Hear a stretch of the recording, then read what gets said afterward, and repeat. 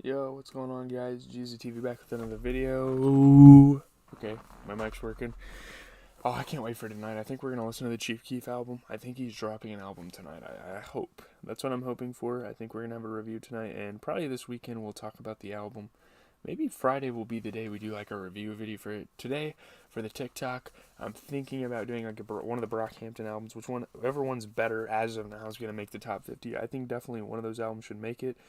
But that's besides the point. We are here with The Watcher, the third episode in the series. I mean, this show just gets weirder and weirder. More crazy backstories, more weird history with this house just gets uncovered as you go on. It's pretty crazy. I mean, the fact this stuff actually happened, guys. The only thing so far that I've seen that's been fake was like the blood cults, like where they're like sacrificing the infants and stuff. That's not true. That didn't happen. But other than that, all this stuff happened. And some of the stuff I'm about to tell you is like, holy shit, this actually happened. So, Götterdämmerung is what this episode is called, and I think it's based on the song that's played in the house by The Watcher. So, episode 3 of The Watcher begins with Theodora and Dean discussing the possible suspects and who could be The Watcher, because at this point they're freaking the fuck out. They're like, okay, who the hell is doing this? It continues to affect our family. Like, we need to get to the bottom of this right now. Theodora, you gotta help us, right? So that's what they're trying to do, right? Mo and Mitch are, of course, off the list because they killed each. One killed the other and then killed himself or herself. I don't remember who actually shot. I think it was Mitch. Or it might have been Mo. I don't remember. So yeah, so they're off the list. The PI finds compelling evidence against Andrew when she digs deeper. Andrew is the guy that was like very emotional when he was talking to Dean about his experiences at 657 Boulevard. He had previously accused the principal his son went to of being a pedophile. So that's very interesting. The incident was dismissed instantly as killed, but didn't even go on the alleged trip. So this guy's a liar. He's just like, he dramatizes everything. So yeah, maybe he was wrong and maybe he was lying about everything the Watcher did when he was there. She also clears Mo and Mitch from the mess, speaking from her own experience of being a cancer patient. Like when you have cancer, you start acting weird, and one of them had cancer. I don't remember who it was, but yeah. Wreaking havoc isn't on this priority list, apparently. But why would someone choose to go like this? Why not just take pills? Theodora supposed that maybe neither of them didn't want to leave it to chance. They didn't even want a chance to live. Or they didn't want to leave it up to chance. That they wouldn't die from the drugs and that they would be like overdosing and in pain. They wanted it to be a painless, surefire way of killing themselves, right? They did not want one of them to be alive and live with regret, right? If one overdoses and one doesn't, obviously that's horrible. So Jasper has lived with his family his entire life. Obviously, he has mental disabilities, so he's not really capable of living an independent life, which makes sense, of course. That happens to most mentally disabled people. Not every, but most. After school, he bagged groceries at the supermarket for almost 23 years, so he was very loyal. He was very loyal to the supermarket. He was a pretty hardworking guy, you know. Yeah, he was a pretty good person. He seemed like a normal dude. And then he stopped. This was in November 1995, so this is Theodora kind of discussing and not discussing, kind of bringing about and acknowledging the past of Jasper. Don't remember his last name. His family starts making payments to the Avalon Behavior Health Center, where they continue for almost 10 years. So this is when his mental disabilities just really start to get in the way, and he's not able to work or anything like that. He stopped talking for a while, like he had mutism, like you can't talk, like you're literally like physically unable to. Either that or he just chose not to. They weren't quite sure. What happened to Jasper that month? Karen and Nora hang out at the club. Or what happened that month when he just stopped talking?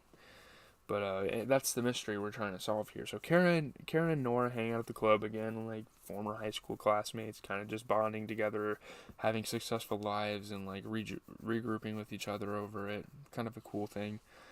The realtor mentions how her relationship ended with her ex-husband Rick when they stopped making love, having sex, right? Like whenever they stopped having sex, that's when the relationship really just fell apart, and that's what's starting to happen with Nora and Dean, which is why this is super important. She warns Nora not to make the same mistake, right? That is what ends marriages, when you stop making love, when it stops being a love thing and more of just a taking care of the children thing. Like, when that's literally what you're using your mate for, that's when the marriage becomes a problem, right? Nora mentions problems at home, like Dean's changing attitude towards Ellie and his growing short temper, like he's not wanting to sexualize Ellie when he really is the one that's making it a sexual thing. Like, he's the one that thinks of it that way, so, like, obviously he's kind of a reason why he's yelling at her. It's because of his own self, I guess. Karen stipulates that he is having an affair, but after she says this, we just know Karen will say anything on her mind without trying to make sense, because at this point, you're kind of getting really big suspicions that this Karen girl, this realtor, is just trying to get this house relisted for a lower price, because bad things keep happening, and if the public starts to know about this, because previously, every single owner that's owned this house, no one has known that this house has been, like, haunted and whatnot. So no one knows this. So if this gets out to the public and they keep letting it get worse and worse, the house is going to go for cheaper. It's going to allow Karen as a realtor to buy it for cheaper, right? She is still insistent that Nora and the family move out, which, again, gives you suspicion, like, hey, she could be the Watcher, or she could be, like, profiting off what the Watcher's doing. We don't know yet. So much so that she takes her to see another house in the area, a newer one with no history. Like, it's just a normal house. No history behind this. Like, you guys can live peacefully and whatnot. That's how bad she wants Nora out of the house. Like, I don't know if Nora's picking up on it, but, like, Karen doesn't want her to live in the house anymore. Like, not because of the Watcher, but she just doesn't want her to live in the house. The renovation work is going on in full swing, and Dean comes back home from work. Oh, God, this is disgusting. This is haunting. I mean, you think the guy that he meets is like a normal dude until you just learn what his history was, what he did, why he came to that house, why he mentioned a church, you know. Oh, man. He goes up to Ellie's room. She hides Dakota in the closet and deals with Dean on the door itself. She's like, look, nothing. Stop, like, eavesdropping on me. Like, we're not doing anything wrong. You know, sort of thing. 1 second here. I gotta go into the next World Cup game. If you guys want to go watch on the Twitch, you can, and watch this video later, or you could watch the VOD later. I think the VOD's save. But when he comes back down, Dean is introduced to John, so John is just randomly, like, sitting in his kitchen, and we soon know who John is. I gotta write something down for our tournament here. Sorry. Excuse me for a moment.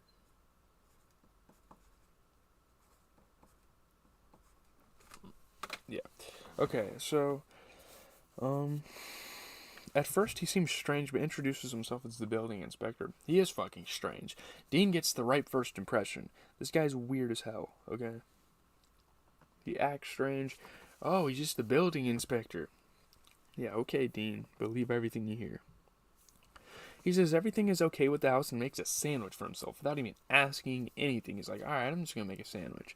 And a lot of, like, full circle moments happen later on in the episode that just point at this guy acting very suspicious in the house. So, it's weird. I mean, this is probably the best episode so far, and I feel like the series is just going to get better with every episode.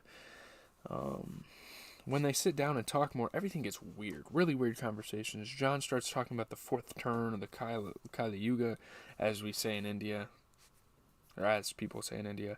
It simply means a time when a crisis will throw the world into chaos and something big will happen in the change of a revolt or a war. I don't know if he told that definition to Dean, but goodness gracious. Like, a lot of hints are pointing at this guy not being the person that normal society would think he was, just by looking at him.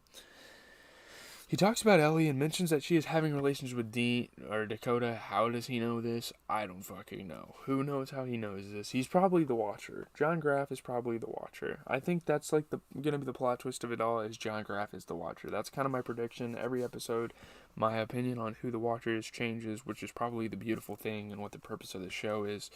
It happened in real life. So them putting it into like a mystery, that's kind of what their purpose was. And that's kind of what the point of view of the family was. You know, when they were going through this. John mentions how his own daughter was the school whore and how they dealt with her. He dealt with her. We're going to learn later on how he did that. But it was traumatic for the entire family. when he says that, and then you hear later on the story that Theodora tells of him. Oh, goodness. But John says he will be back in a few days after the building is finished, but later says that he will never see Dean again. It's so weird. Yeah. This guy's acting weird. Dean picks up on the signs that this is not a normal person. Okay? Not a normal person. It is confusing for sure, and John leaves with the directions to a Lutheran church nearby where he says Dean should go take his family. Dean is creeped out and says to the contractor that he does not want to deal with John again. John is a weird business inspector. But fucking plot twist, buddy. The contractor says there is no inspector named John, making Dean wonder whom he just talked to. Just some random ass motherfucker just walking the road. And why did he come in this house? I mean, he's gonna find out very fucking soon, right? Nora comes to the house and takes Karen's advice about regular intercourse. Like, she's, like, ready to do it with Dean. She's feeling, like, real freaky, I guess. I don't know why she's taking any advice from Karen, because this bitch does not seem very trustworthy. Based on how she words things, I would probably say she's not a trustworthy person. She tries and Dean reciprocates, but her mood is spoiled when Dean leaves in the middle for something. Like, he literally just has to go do something. And when they don't, and when it's interrupted sex, obviously, it just feels like you're being blue-balled, right? So, Nora just doesn't appreciate that, and she's like, it's fine, we're not going to do it again. She takes the kids to the motel once again until the renovation is finished. So, yeah. Sorry to stop in the middle of the video. Let me just read this while we're going. So while at the office, Dean gets a call from Theodora, who says she discovered something he would never believe. Like, oh shit, I'm finding something more and more. I'm finding more things as we're moving on with the case, right? Oh wow, Finland's jerseys are fire. Okay, anyway, game's on, I'm done with that. So she's like, oh, you won't believe this, Dean. I found out some crazy shit about this house and what happened. She has got her hands on a box of files that was never made public and is related to the history of the house. So the law enforcement just refused to reveal stuff about this house. Maybe just to not, like, scare them. I don't know. But, like, the stuff they hid from them is pretty serious. Like, I don't know why you'd hide this from a family living in the house. And thus begins the tale of John Graff, the same man that Dean met earlier in the day. Whew. John was a fine chap, a retired military man. He was a devout Christian, then later took up accounting. So he went from being a veteran to being an accountant. He worked in the city when one day he was mugged, which motivated him.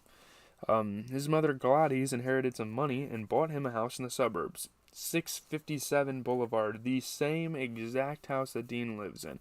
And at this point, Dean's like, oh, wait, I know this guy, right?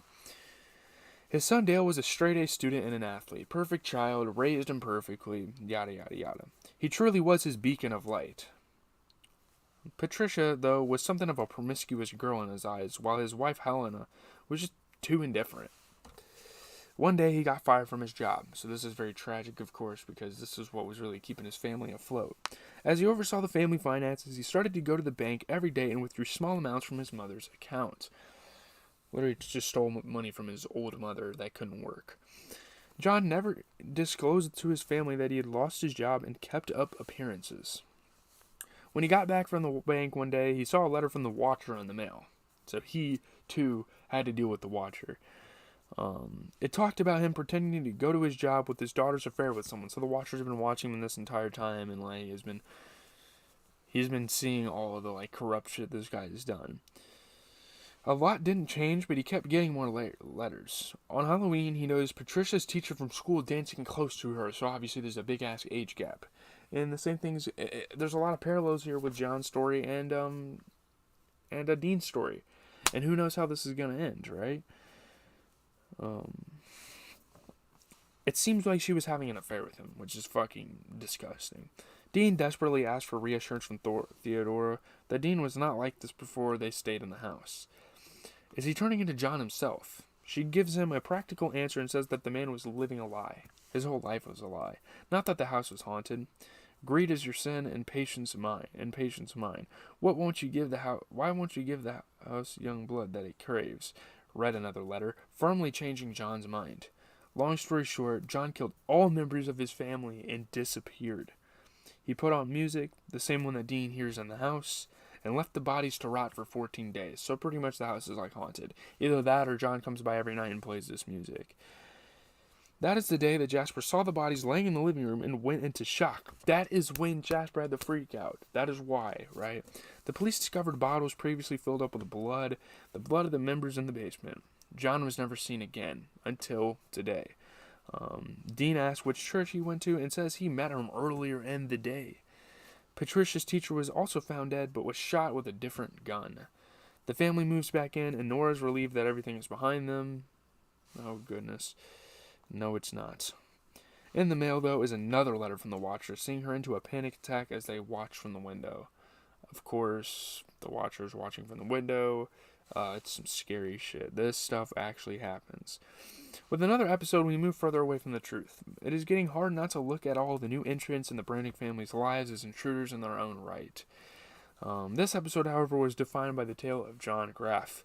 If one would go back into the city's crime history, a couple of examples like this would pop up. It is not unreasonable to think the human mind cannot think such things. The brutality and randomness of this wacko job really speaks out to you. Although, is he the Watcher? It would be too easy if it were him, surely, right? But he might be involved, given his history with the house. This episode also played with the idea that Nora and Dean were becoming like Karen and John, respectively. It feels like they are drifting apart and the seeds of doubt have already been sown. Given this much time and attention, the couple and the weird neighbors have somewhat dampened the family dynamics that were so intentionally explored in the previous episodes. 2 episodes. So this John Graff story really makes Jasper seem like a victim here, when before he was just this creepy, like mentally retarded guy. I don't know if I'm allowed to say that on YouTube, but I will. Is it the house that is changing them? They went out to seek peace, and instead they have got this menace. Imagine spending your life savings and forsaking your future to live in your dream house, and then for some weirdos to play around with your state of mind. Of course it is. It is getting weirder, but the good kind that does not let you autoplay to the next episode. I'm taking this one episode at a time. It's very suspenseful. This show is awesome. I really like what Netflix is doing with The Watcher here, bringing this like true crime story to light. No one was aware that this even happened.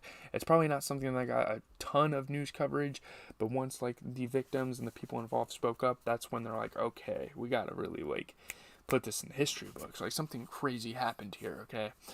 So yeah, leave a like, comment, and subscribe, GZTV. I can't wait to watch more of this show. We have 4 more episodes still left to go, so it's going to be a fucking journey. This show is amazing.